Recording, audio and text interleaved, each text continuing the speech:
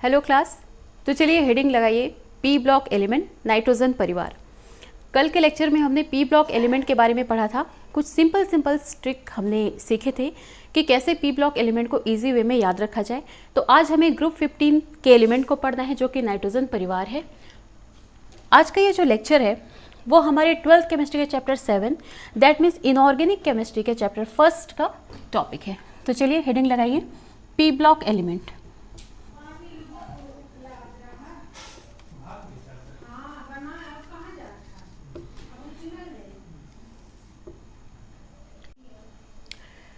P block element की बात करें तो ग्रुप नंबर 13 से लेकर ग्रुप नंबर 18 तक के जितने भी एलिमेंट होंगे वो सब हमारे पी ब्लॉक एलिमेंट होंगे।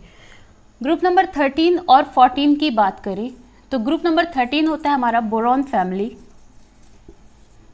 और ग्रुप नंबर 14 होता है हमारा कार्बन फैमिली।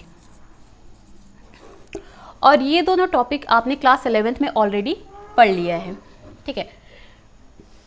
तो क्लास 12th के लिए हमारा जो सिलेबस है वो है ग्रुप नंबर 15 से लेकर ग्रुप नंबर 18। दैट मीन्स कि पी ब्लॉक एलिमेंट में या इनऑर्गेनिक केमिस्ट्री के फर्स्ट चैप्टर में आपको ग्रुप नंबर 15 से लेकर ग्रुप नंबर 18 तक के जो एलिमेंट्स हैं उनके बारे में स्टडी करना है, ठीक है। तो चलिए आज का टॉपिक हम स्टार्ट करते हैं। ग्रुप नंबर 15, ग्रुप नंबर 15 और नाइट्रोजन फैमिली। ये कल के लेक्चर में मैंने पहले ही बताया था कि जो आपका ग्रुप नंबर 15 होता है उसे नाइट्रोजन फैमिली भी कहा जाता है, ठीक है। तो नाइट्रोजन फैमिली की अगर बात करें तो इसमें आज आपके 5 मेंबर होंगे। तो चलिए पहले उसका नाम लिख लेते हैं। नाइट्रोजन, फॉस्फोरस, ऑर्सेनिक, एंटीमनी और बिस्मथ। याद आ रहा है? कल ही पढ़ा था हमने इसके बारे में और इसका बहुत ही इजी सा ट्रिक भी सीखा था, ठीक है। तो इसका ट्रिक लगाइए। इसे याद रखने का ट्रिक है। क्या ट्रिक है बताओ? ना पी ऐसे सबके बीच। ये आ रहा है ना पूरा? 1 मिनट। हाँ ठीक है। तो ट्रिक है हमारा ना पी ऐसे सबके बीच। न से नाइट्रोजन, पी से फॉस्फोरस, ऐसे में हुआ ऑर्सेनिक, सबके एसबी मतलब इसको एंटीमनी बोलते हैं, ठीक है। एसबी क्या है हमारा? एंटीमनी है। और बीच में आपका आ जाएगा बिस्मथ। बीच में नहीं आ जाएगा, बीच मतलब यहाँ पर बिस्मथ। क्लियर है? तो nitrogen, phosphorus, arsenic, antimony, bismuth, ये सब आपके नाइट्रोजन परिवार है। ये सब आपका नाइट्रोजन फैमिली है। ये सब हमारे ग्रुप नंबर 15 के एलिमेंट हैं। क्लियर है इतना? ठीक है। एक और इम्पॉर्टेंट चीज, ये जो नाइट्रोजन फैमिली के जितने भी एलिमेंट होते हैं ना, इनको निकोजेंस कहा जाता है, ठीक है। इन्हें हम निकोजेंस भी कहते हैं। Pnictogens, alright. अभी निकोजेंस क्या होता है? निकोजेंस क्या होता है पता है किसी को? देखो, ये जो निकोजेंस होते हैं, निकोजेंस दैट मीन्स कि इसका मतलब होता है सफोकेशन। ये क्या है हमारा? सफोकेशन। सफोकेशन दैट मीन्स कि ये जितने भी एलिमेंट है ना, इनकी प्रेजेंसी में घुटन सी महसूस होती है, सफोकेशन सा लगता है, तो इसीलिए इन्हें निकोजेंस भी कहा जाता है, ठीक है। ये जो ओरिजिनेट हुआ है ना, वो एक ग्रीक वर्ड से ओरिजिनेट हुआ है जिसका मतलब सफोकेशन होता है। तो ये जो हमारे एलिमेंट होते हैं, इनकी प्रेजेंसी में सफोकेशन सा होता है, इसीलिए इन्हें निकोजेंस भी कहा जाता है। तो नाइट्रोजन फैमिली, ग्रुप नंबर 15 या निकोजेंस, सब एक ही है। क्लियर है इतना? इसका स्क्रीनशॉट ले लो, फिर आगे बढ़ते हैं।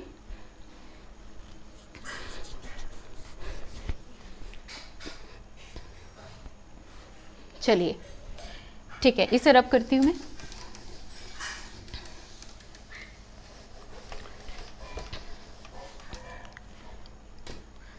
अब बात करें इसके एटॉमिक नंबर की, तो कुछ याद आ रहा है? एटॉमिक नंबर क्या बताया था कल मैंने कि किसी भी ग्रुप का आप फर्स्ट एलिमेंट का एटॉमिक नंबर याद कर लो। नाइट्रोजन का कितना होता है? 7 होता है। चलो हमने 7 ले लिया। अब बाकी का अगर हमें याद नहीं है, नो टेंशन, आपको सिर्फ रूल फॉलो करना है 8, 18, 18, 32। ये आपका रूल है एटॉमिक नंबर निकालने का। ठीक है, होता है एटॉमिक नंबर भूल जाते हैं, कभी कभी याद नहीं रहता है, तो उस केस में आपको फर्स्ट तो बहुत ही ईजी रहता है, इसलिए वो जनरली याद हो जाता है। उसके बाद का आप ये वाला रूल फॉलो कर दो, ये वाला रूल लगा दो, आपका एटॉमिक नंबर आ जाएगा। 7 + 8 कर दो, कितना आया? 15 आया। ये लो फॉस्फोरस का मैंने 15 लिख दिया। इस 15 में अब इस 18 को प्लस कर दो, कितना आया? 33 आया। ये 33 किसका हुआ? आर्सेनिक का हुआ। इस 33 में फिर से 18 प्लस कर दो। अब क्या होगा? फिर से 18 इस पे प्लस करोगे तो ये आपका कितना हो जाएगा? 51 होगा। क्लियर है? 51 नहीं होगा।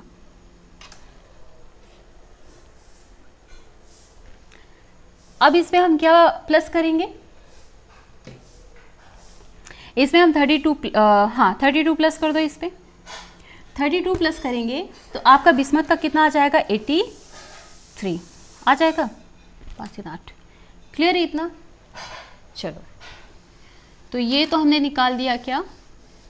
Atomic number. क्लियर है इतना? नाइट्रोजन, फॉस्फोरस, आर्सेनिक, एंटीमनी और बिस्मथ।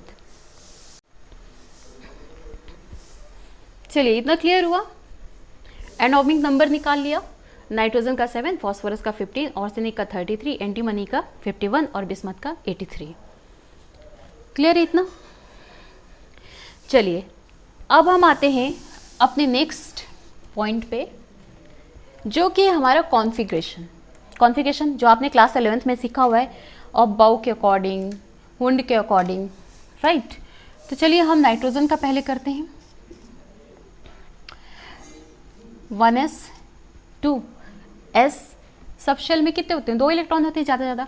तो हमारे पास तो 7 एटॉमिक नंबर है, तो ऑब्वियस हमारे पास अभी बहुत सारे इलेक्ट्रॉन है भरने के लिए। तो चलो इसका हमने फुलफिल्ड कर दिया, 1s2 हो गया।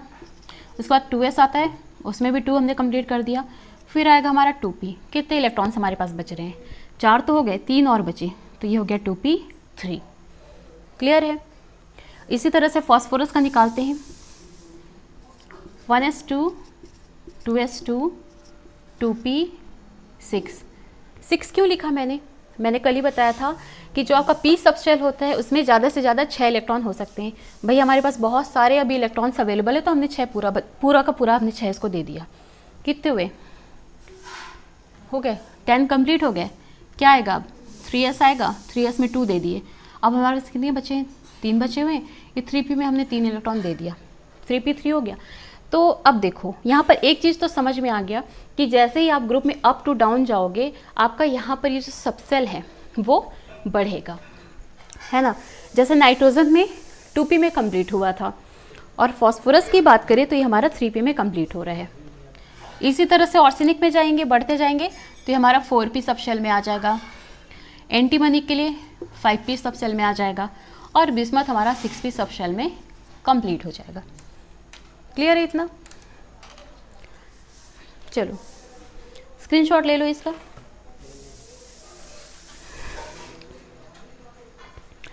चलिए अब बात करें इसके ऑक्योरेंस की।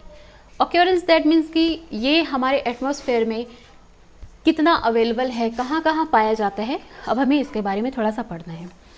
तो देखो, नाइट्रोजन के बारे में सबको पता है कि नाइट्रोजन जो होता है वो protein, amino acid, nucleic acid, इन सब में भी नाइट्रोजन हमारा पाया जाता है। और एटमॉस्फेयर में तो ये प्रेजेंट ही होता है, नो डाउट। एटमॉस्फेयर में ये गैसेस फॉर्म में 78% पाया जाता है। अगर स्टेट में बात करें, अमोनिया हो गया, सॉल्ट पीटर के फॉर्म में पाया जाता है, राइट। तो एटमॉस्फेयर में बात करें तो नाइट्रोजन जो होता है वो हमारा 78% पाया जाता है। नाइट्रोजन की अगर ऑक्योरेंस की बात करें, यहाँ पर ऑक्योरेंस कर देते हैं, या इसको प्राप्ति भी बोलते हैं। या उपलब्धता भी बोलते हैं, कि मतलब अवेलेबिलिटी कितनी है इसकी। तो ऑक्योरेंस की बात करें तो ये नाइट्रोजन हमारा प्रकृति में पाया जाता है कितना, 78%। 78% नाइट्रोजन हमारे एटमॉस्फेयर में पाया जाता है, जो गैसेस फॉर्म में भी होता है और लिक्विड फॉर्म में, मतलब तब ये कंपाउंड कॉम्प्लेक्स स्टेज में होगा, ठीक है। और अगर सॉलिड स्टेट की बात की जाए उसमें भी हमारा पाया जाता है, ठीक है। तो ये हर फॉर्म में प्रेजेंट होगा। और अगर नेक्स्ट हमारा फॉस्फोरस की बात करते हैं, तो हमारा जो फॉस्फोरस होता है वो भी एनिमल प्लांट दोनों में पाया जाता है, हड्डियों में पाया जाता है। जनरली फॉस्फोरस जो होता है हमारा जनरली हमारा हड्डियों में पाया जाएगा। और अगर एटमॉस्फेयर में बात करें तो हमारा जो अर्थ क्रस्ट होता है, अर्थ क्रस्ट, उसमें हमारा फॉस्फोरस प्रेजेंट होता है, लेकिन ये हमेशा कॉम्प्लेक्स कंपाउंड में प्रेजेंट होगा, ठीक है। कॉम्प्लेक्स कंपाउंड लाइक जैसे आपका विवियनाइट हो गया या फॉस्फोराइट हो गया, क्लोरोपेटाइट हो गया, इस तरह से। और अगर एनिमल में बात करें तो ये हड्डियों में, दांत में, या भी जो लिगामेंट टिश्यू होते हैं ना, तो लिगामेंट टिश्यू में भी हमारा प्रेजेंट होता है, ठीक है। लेकिन इसकी जो अवेलेबिलिटी होती है वो नाइट्रोजन के कंपैरिजन बहुत ही कम होती है, लाइक 0.14%, ठीक है। इसी तरह से अगर ऑर्सेनिक और एंटीमनी की बात की जाए तो ऑर्सेनिक की जो अवेलेबिलिटी होती है वो होती है हमारी 5 × 10⁻⁻4%। और एंटीमनी की अगर बात की जाए तो एंटीमनी हमारा होता है 10⁻⁸% के फॉर्म, इतनी हमारी अवेलेबिलिटी होती है। 10⁻⁸% हमारी अवेलेबिलिटी होगी एंटीमनी की, ठीक है। बिस्मथ का पता ही है, हो गया सबका। ये डिलीट कर दूं मैं इसको, रब कर दूं मैं इसको। चलिए अब बात करते हैं हम ग्रुप नंबर 15 एलिमेंट की प्रॉपर्टीज़ के बारे में। तो प्रॉपर्टीज़ इसकी वही फिजिकल प्रॉपर्टी, केमिकल प्रॉपर्टी, दो तरह की प्रॉपर्टीज़ हमको स्टडी करनी है। तो सबसे पहले हम इसकी फिजिकल प्रॉपर्टी देख लेते हैं। तो हेडिंग लगाइए physical property.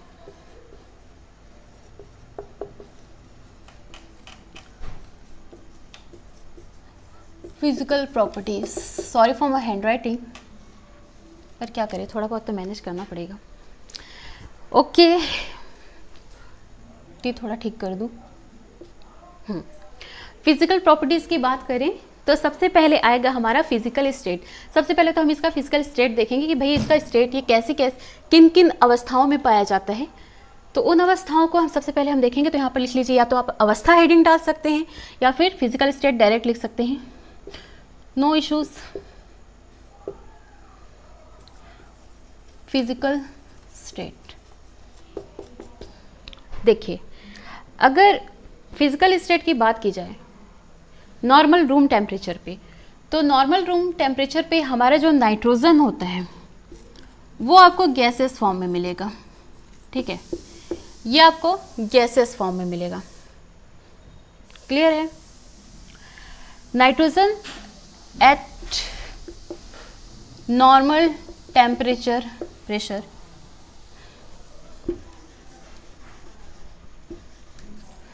Nitrogen at normal temperature या room temperature, at room temperature कर लीजिए, एट रूम टेम्परेचर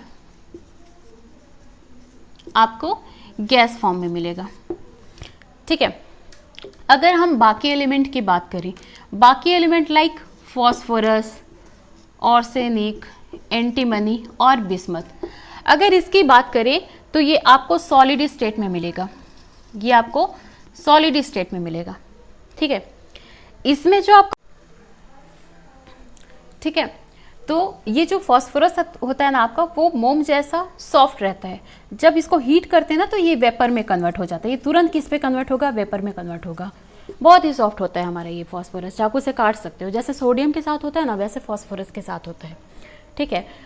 अच्छा, ये जो नाइट्रोजन होता है ना, ये डाई एटॉमिक फॉर्म में मिलेगा। किस फॉर्म में मिलेगा, डाई एटॉमिक, लाइक N2 के फॉर्म में मिलेगा, ठीक है।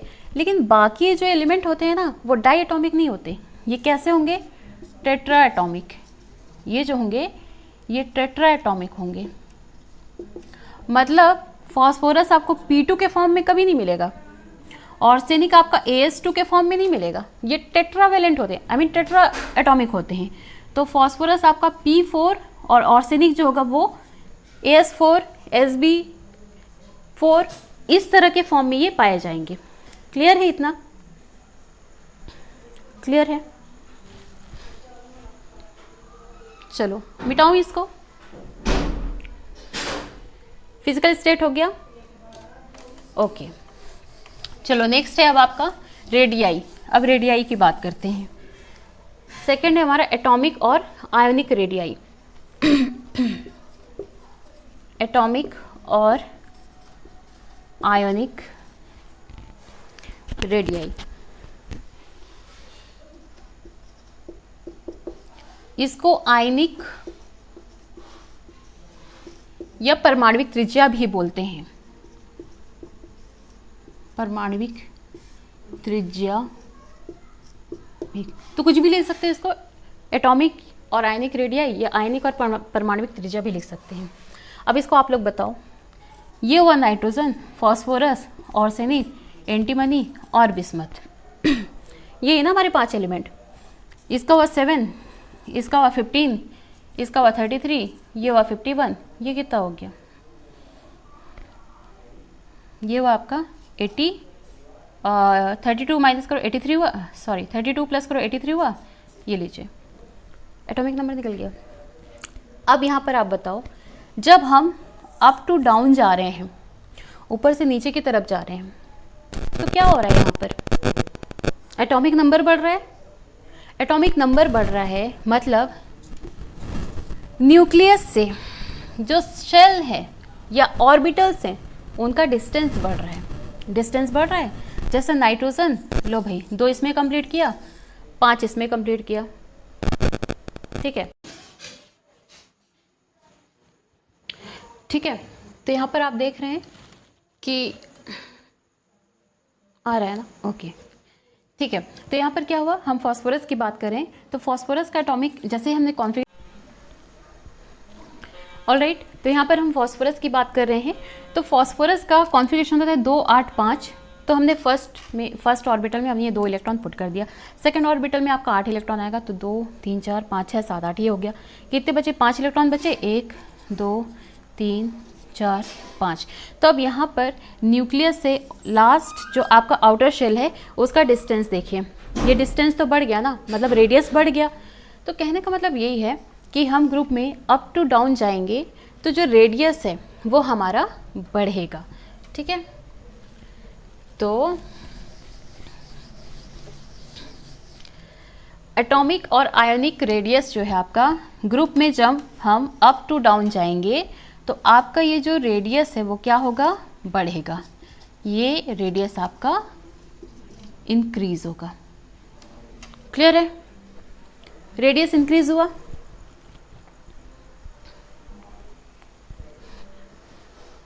आया समझ में ये?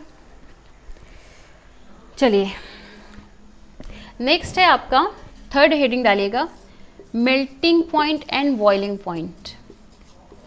मेल्टिंग एंड बॉइलिंग पॉइंट, एक चीज समझना, nitrogen, phosphorus, arsenic, antimony, bismuth, यही है ना हमारा ग्रुप नंबर 15। बार बार मैं इसीलिए लिखा रही हूँ ताकि आपको याद हो जाए ग्रुप नंबर 15 में हमारे कौन कौन से एलिमेंट होते हैं। आप जरा ध्यान देना, ये जो नाइट्रोजन और फॉस्फोरस होता है ना, ये होता है आपका नॉन मेटल, मतलब अधातु जिसको बोलते हैं, अधातु या नॉन मेटल, ये हमारा नॉन मेटल है। ऑर्सेनिक, एंटीमनी की अगर बात की जाए तो ये आपका उपधातु होता है, जिसे मेटलॉइड भी कहते हैं, ठीक है, ये हमारा मेटलॉइड होता है। और बिस्मथ जो होता है वो हमारा मेटल होता है। ये एक पॉइंट है आगे, ये फिजिकल प्रॉपर्टी में एक पॉइंट भी है, मेटेलिक कैरेक्टर, ठीक है। तो नाइट्रोजन और फॉस्फोरस आपका नॉन मेटल है, ऑर्सेनिक, एंटीमनी आपका मेटलॉइड है, अधातु है जिसको बोलते हैं, और बिस्मथ जो है वो आपका मेटल है। तो यहाँ पर एक चीज़ देखने को मिली कि जैसे ग्रुप में हम ऊपर से नीचे की तरफ जाते हैं तो धात्विक लक्षण क्या हो रहा है, धात्विक लक्षण या मेटेलिक कैरेक्टर, मेटेलिक कैरेक्टर क्या हो रहा है, बढ़ रहा है। तभी तो नॉन मेटल से मेटलॉइड हुआ, मेटलॉइड से मेटल हुआ, तो यहाँ पर मेटेलिक कैरेक्टर बढ़ा। और ये तो सबको पता है कि मेटल का जो बॉइलिंग पॉइंट और ये मेल्टिंग पॉइंट होता है कैसा होता है, हाई होता है। तो जैसे ही हम इसको, मैं मिटा दूँ ना, स्क्रीनशॉट लेना है तो ले लो, ओके मिटा रही हूँ मैं इसको। तो जैसे ही हम ग्रुप में अप टू डाउन जाते हैं, मतलब ये नाइट्रोजन, फॉस्फोरस, आर्सेनिक, एंटीमनी और बिस्मथ, जैसे हम समूह में ऊपर से नीचे की ओर गए, हमारा मेल्टिंग और बॉइलिंग पॉइंट क्या हुआ, बढ़ा। मेल्टिंग एंड बॉइलिंग पॉइंट हमारा इंक्रीज होगा। क्लियर है इतना? जैसे ही हम समूह में ऊपर से नीचे की ओर जाएंगे, हमारा गलनांक और क्वथनांक, melting point and boiling point will be increase, क्या होगा, बढ़ेगा। आया समझ में इतना? मिटा दो इसको, चलो नेक्स्ट हेडिंग डालो, एटॉमिसिटी।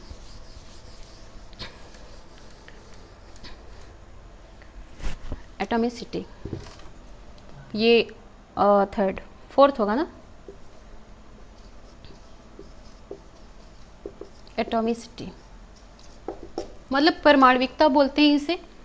तो इसके बारे में मैंने पहले ही बता दिया है, बस इसको शॉर्ट में लिख लो कि पूरे ग्रुप में ये नाइट्रोजन ही होता है जो डाई एटॉमिक होता है, परमाणविकता जिसको बोलते हैं, ठीक है। और बाकी जितने भी हैं आपके, फॉस्फोरस हुआ, आर्सेनिक हुआ, एंटीमनी हुआ, बिस्मथ, जितने भी हुए, ये आपका क्या होगा, टेट्रा एटॉमिक, टेट्रा एटॉमिक। ये मैंने पहले ही बता दिया था, ठीक है। तो नाइट्रोजन आपका डायटोमिक होगा, बाकी आपका टेट्रा एटॉमिक होगा। अब ये डायटोमिक क्या होता है, ये N2 के फॉर्म में मिलेगा, और ये P4, AS4, SB4, BiS4, इन सब के फॉर्म में मिलेगा। क्लियर है इतना? चलो फिफ्थ पॉइंट लिख लो, ये सब फिजिकल प्रॉपर्टी है ना। फिफ्थ पॉइंट है आपका मेटेलिक कैरेक्टर, हिंदी में लिखना चाहो तो इसे धात्विक लक्षण लिख सकते हो, धात्विक लक्षण। ये अभी मैंने पहले बताया था, जस्ट बताया था कि जो आपका धात्विक लक्षण होता है, जैसे ही आप समूह में ऊपर से नीचे की ओर जाएंगे, वैसे ही आपको जो धात्विक कैरेक्टर है वो इंक्रीज होगा, बढ़ेगा। बढ़ ही तो रहा था, पहले नॉन मेटल था, फिर मेटलॉइड आया और फिर मेटल बन गया। तो मतलब ये जो मेटेलिक कैरेक्टर हुआ वो क्या हुआ, इंक्रीज हुआ। क्लियर है इतना? चलो हो गया, स्क्रीनशॉट ले लो। चलो नेक्स्ट है अब हमारा ऑक्सीडेशन। अच्छा, ऑक्सीडेशन ये तो मुझे पहले ही बता देना था, आप लोग खुद ही इसको निकाल सकते हो। कॉन्फ़िगरेशन किया था हमने नाइट्रोजन का, पहले हेडिंग डाले है ना, 5 हुआ ना, ये 6th नंबर है आपका ऑक्सीडेशन स्टेज।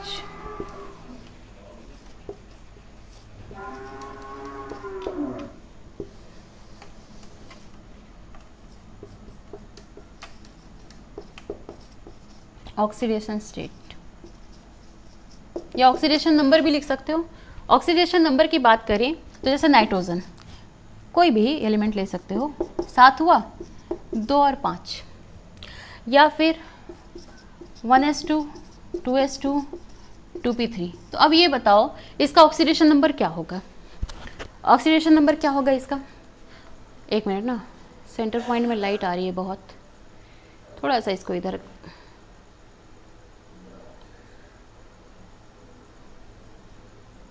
मुझे ही उधर लिखना पड़ेगा, कोई बात नहीं, मैं इस तरफ लिख देती हूँ, सेंटर में लाइट आ रही है। 2, 5। तो चलिए ऑक्सीडेशन नंबर निकालने की बात करें तो 2, 5 मतलब यहाँ पर लास्ट में कितने हैं आपके, लास्ट जो आउटर शेल है उसमें आपके हैं 5 इलेक्ट्रॉन्स, मतलब ये +5 हो गया आपका। ऑक्सीडेशन नंबर की बात करें तो +5 हुआ, इस पर कितना है आउटर शेल में 3 है, तो +3 ये हो गया, ठीक है। कितने की कमी हो रही है यहाँ पर, 3 की कमी हो रही है, मतलब -3, सही है।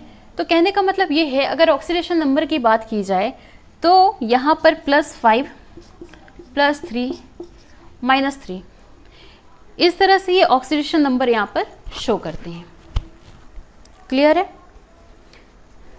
क्लियर है इतना? चलो अब हेडिंग लगाओ एलोट्रॉपी। 7 नंबर है एलोट्रॉपी।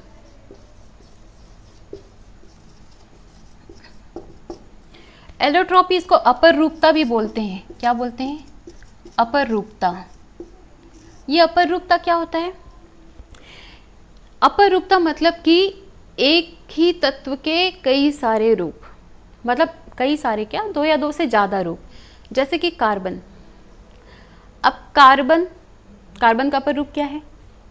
लास्ट क्लास में आप लोग पढ़े हैं, क्लास 11th में आपने पढ़ा है कि कार्बन का अपर रूप होता है क्या?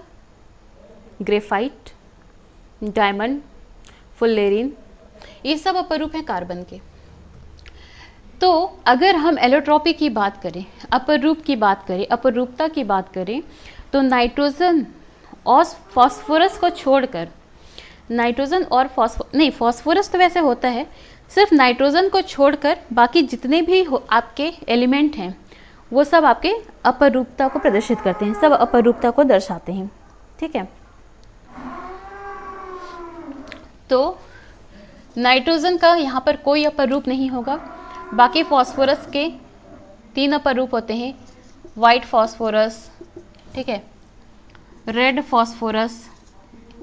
आगे हम लोग को इसका डिफरेंस पढ़ना होगा, ये इंपॉर्टेंट टॉपिक ही आता भी है। वाइट फास्फोरस, रेड फास्फोरस और येलो फास्फोरस। ब्लैक फास्फोरस भी होता है जो अल्फा और बीटा के फॉर्म में पाया जाता है। ठीक है, इसी तरह से ऑर्सेनिक की बात की जाए तो ऑर्सेनिक होता है येलो।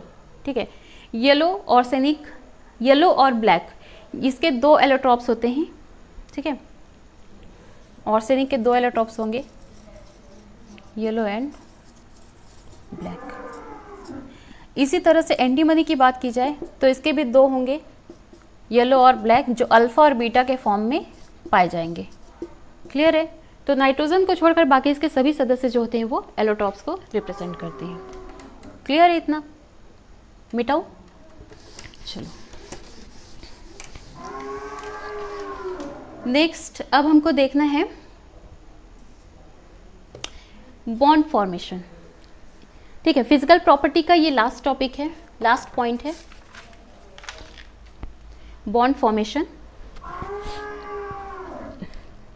कितने पॉइंट हुए थे? जो भी पॉइंट हुआ होगा आप इसको बढ़ा लेना।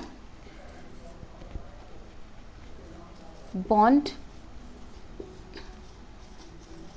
फॉर्मेशन। ठीक है, अच्छा, बॉन्ड फॉर्मेशन की बात करें तो जो नाइट्रोजन होता है ना, वो पी पाई बॉन्ड बनाता है। ठीक है, ट्रिपल बॉन्ड प्रेजेंट करता है, ये पी पाई बॉन्ड बनाता है। रीज़न क्या है इसका? रीज़न क्या है इसका? रीज़न है इसका small size. Small size N7 atomic number 7 होता है, साइज इसका छोटा होता है। दूसरे का कंपैरिजन देखें, जैसे अगर फास्फोरस वगैरह का देखें तो इसका तो 15 हो जाएगा, फिर जैसे ग्रुप में ऊपर से नीचे की ओर जाएंगे तो एटॉमिक नंबर बढ़ता रहेगा। तो ऐसे में क्या होगा कि साइज भी बढ़ेगा, है ना। तो पूरे ग्रुप में, आपके पूरे मेंबर में सिर्फ आपका नाइट्रोजन ही है जिसका साइज जो है वो स्मॉल होता है। तो स्मॉल साइज होने की वजह से ये हमारे जो नाइट्रोजन होता है वो ओवरलैप कर जाता है, एक दूसरे पे ओवरलैप कर जाता है। तो ओवरलैपिंग यहाँ पर इजी हो जाती है, इसी वजह से ये यहाँ पर पी पाई बॉन्ड बना लेता है। ठीक है, तो ये रही बात बॉन्ड फॉर्मेशन की। तो आज के लेक्चर में बस इतना ही। नाइट्रोजन की फिजिकल प्रॉपर्टीज़ यहाँ पर पूरी कवर हो गई है। नेक्स्ट लेक्चर में हम बात करेंगे नाइट्रोजन की केमिकल प्रॉपर्टी और इसके एनामोलस बिहेवियर की, और diagonal relationship between nitrogen and sulphur. ठीक है, तो ये आपका नेक्स्ट लेक्चर का टॉपिक रहेगा। आज के लिए इतना ही। पढ़ते रहिए, समझते रहिए, खुश रहिए। मिलते हैं नेक्स्ट वीडियो में। Bye bye.